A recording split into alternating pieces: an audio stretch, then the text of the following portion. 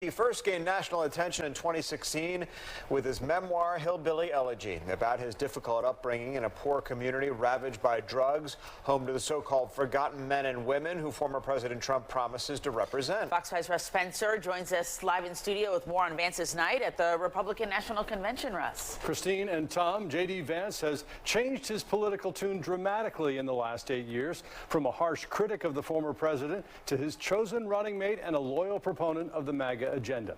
Despite those criticisms, he once mused about whether Trump was cynical like Nixon or America's Hitler. Vance earned Trump's endorsement in his 2022 run for the U.S. Senate. Vance now says he was wrong about the former president, calls him the best president of his lifetime. Now, prior to running for president, he was one of the most successful businessmen in the world. He had everything anyone could ever want in a life. And yet, instead of choosing the easy path, he chose to endure abuse, slander, and persecution.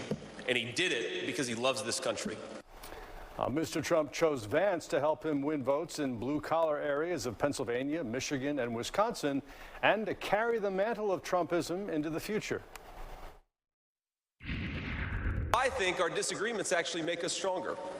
That's what I've learned in my time in the United States Senate, where sometimes I persuade my colleagues and sometimes they persuade me. And my message to my fellow Americans, those watching from across the country, is shouldn't we be governed by a party that is unafraid to debate ideas and come to the best solution?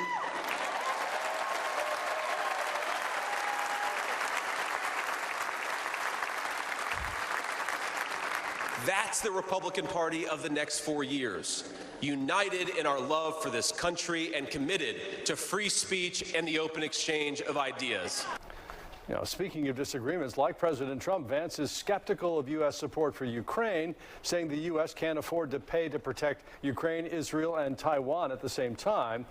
Before he ran for U.S. Senate, he favored a 15-week national abortion ban, but has since adopted the former president's stance of leaving the issue to the states. JD Vance will turn 40 next month, half the age of President Biden and former President Trump. It will be interesting to see how he impacts this ticket, because typically they say the voters are influenced by the top of the ticket ultimately. That's absolutely right. Incredible how he went from a never-Trumper to somebody the former president is grooming to be the heir apparent of the party. In a relatively short amount of time. Yeah, Russ, thanks. Thanks, Russ.